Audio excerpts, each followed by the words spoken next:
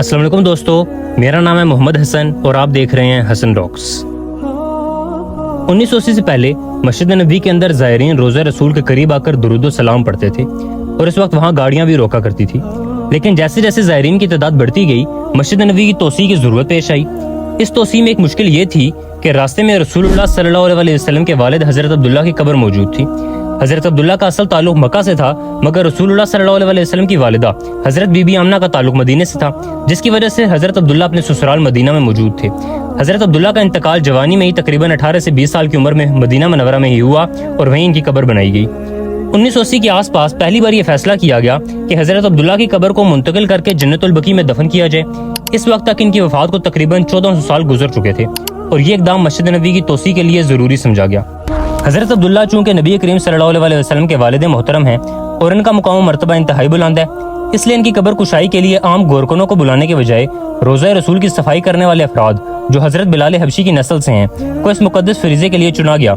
जब कब्र कुशाई का अमल शुरू हुआ तो जो मंजर सामने आया वो इंतहाई हैरत अंगेज था। किसी को उम्मीद न थी कि 1400 साल के बाद भी हज़रत अब्दुल्ला का जिस्म मुबारक इस कदर तरोताज़ा और महफूज हालत में होगा जैसे इनका हाल ही में इंतकाल हुआ हो। हज़रत अब्दुल्ला का जिस्म मुबारक कफन में लिपटा हुआ बिल्कुल सही सलामत था। गोश्त, बाल और नाखून सब मौजूद थे।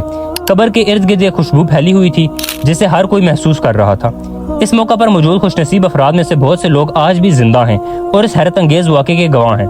इन लोगों ने अपनी आंखों से हज़रत अब्दुल्ला की दोबारा तदफीन का मंजर देखा। इस दौर में कैमरे का आम इस्तेमाल नहीं था, इसलिए वाक़या तस्वीरी तौर पर महफूज ना हो सका। आज तक कई उलमा और मुख्तलिफ मकातब फ़िक्र के दरमियान ये बहस जारी है कि हज़रत अब्दुल्ला और इनके भाई अबू तालिब और इनके वालिद अब्दुल मुत्तलिब का ईमान किस हालत में था। चूँकि रसूलुल्लाह सल्लल्लाहु अलैहि वसल्लम की दावत इन तक नहीं पहुंची थी या वो इस्लाम से पहले वफात पा चुके थे, इसलिए सवाल ये उठता है कि क़यामत के दिन इनका हिसाब किस बुनियाद पर होगा। क्या इनकी वफात ईमान पर हुई या नहीं। हज़रत अब्दुल्ला का ताल्लुक बनु हाशिम से था, जो कुरैश के दो बड़े ख़ानदानों में से एक था। दूसरा ख़ानदान बनु उमैया था। बनु हाशिम को मजहबी लिहाज से बड़ा मुकाम हासिल था क्योंकि वो काबा के मुतवल्ली थे, जबकि बनु उमैया कुरैश की फौज की जिम्मेदारियां संभालते थे। इस वक्त काबे में तकरीबन 360 बुत मौजूद थे और मुशरिकीन मक्का अल्लाह के साथ अपने बुतों का भी जिक्र करते थे। ताहम इस्लामी तारीख में कहीं भी ये बात साबित नहीं है कि हज़रत अब्दुल्ला, हज़रत अबू तालिब या हज़रत अब्दुल मुत्तलिब बुत परस्ती करते थे या मुशरिक थे। रसूलुल्लाह सल्लल्लाहु अलैहि वसल्लम के ऐलान नबूवत से पहले जितना दीन इन अजीम हस्तियों तक पहुंचा था, उन्होंने इसके मुताबिक अमल किया। अल्लाह ताला क़यामत के दिन हर इंसान से इसकी हालत, हालात और इस्तिताअत के मुताबिक सवाल करेगा। जिस वक्त अल्लाह का जो पैगाम किसी शख्स तक पहुंचा होगा, इसके मुताबिक इसे सवाल किया जाएगा। मिसाल के तौर पर हर मुसलमान से कब्र में सबसे पहले नमाज के बारे में सवाल होगा, लेकिन नमाज तो रसूलुल्लाह सल्लल्लाहु अलैहि वसल्लम की उम्मत पर फर्ज की गई थी। जो लोग हज़रत इब्राहीम अलैहिस्सलाम, हज़रत मूसा अलैहिस्सलाम, हज़रत ईसा अलैहिस्सलाम के ज़माने में पैदा हुए थे, इनसे नमाज का सवाल तो नहीं होगा, बल्कि इनसे इसी बात का हिसाब होगा जो दीन इस वक्त तक इनको पहुंचाया गया था। अरब की सरजमीन में तारीखी तबार से हज़रत इस्माइल अलैहिस्सलाम के बाद तकरीबन 2500 साल तक कोई नबी नहीं आया था, जिसकी वजह से लोग आहिस्ता आहिस्ता दीन से दूर होने लगे थे। कुरान करीम में जिस दौर में किसी नबी या रसूल को तवील अरसे तक ना भेजा जाए, इसे ज़माना फ़तरत कहा जाता है। ये वही दौर था जिसमें रसूलुल्लाह सल्लल्लाहु अलैहि वसल्लम के ख़ानदान जैसे कि आपके वालिद, चचा और दादा ने ज़िंदगी गुजारी थी। सूरह माइदा की आयत नंबर 19 में अल्लाह ताला फरमाता है, जिसका मफहूम ये है, ऐ मोहम्मद सल्लल्लाहु अलैहि वसल्लम, हमने आपको उस कौम की तरफ भेजा है जिनके पास अब तक हक की दावत नहीं पहुंची थी, ताकि आप इन्हें डर सुनाएं। इस आयत में वाज़ेह तौर पर साबित होता है कि अरब के लोग दीन फ़तरत की हालत में थे, यानी इन तक कोई रसूल नहीं आया था। लेकिन जब रसूलुल्लाह सल्लल्लाहु अलैहि वसल्लम की बौसत के बाद किसी ने इनकार किया तो काफिर कहलाया। इसी तरह सूरह बनी इसराइल की आयत नंबर 15 में अल्लाह ताला फरमाता है, हम किसी कौम पर उस वक्त तक अजाब नहीं भेजते जब तक कि इनके पास कोई रसूल ना भेज दें। इस आयत की रोशनी में दीन फ़तरत के लोगों को अजाब नहीं दिया जाएगा क्योंकि इनके पास कोई नबी नहीं आया था।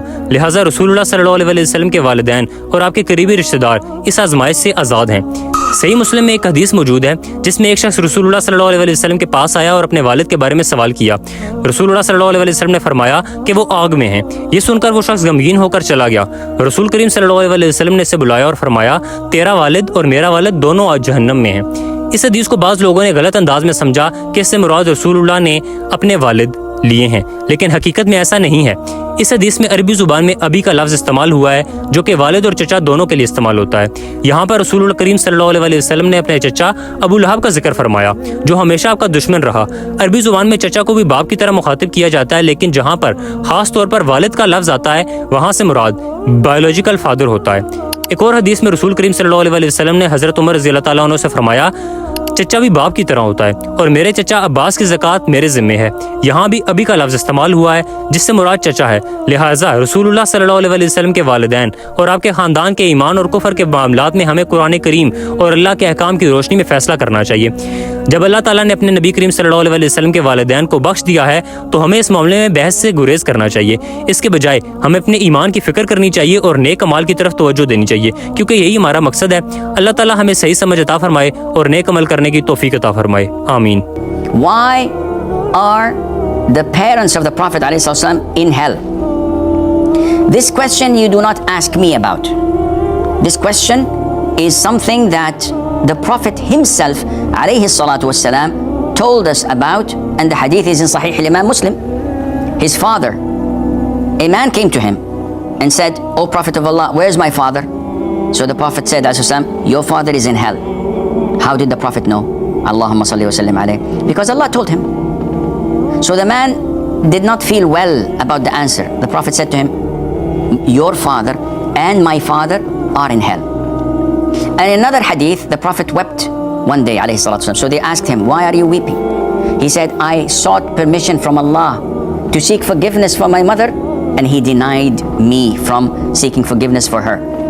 Who named Sayyiduna Muhammad sallallahu alayhi wa alihi wa sallam with the name Sayyiduna Abdul Muttalib radiyallahu anh, the grandfather of the Messenger of Allah sallallahu alayhi wa sallam? It is our position that the ancestors of the Messenger of Allah sallallahu alayhi wa sallam were believers,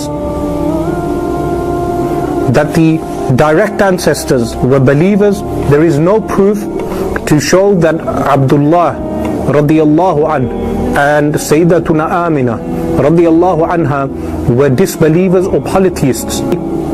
Inna abi wa abaka finnar, which is literally my father and your father are in the fire.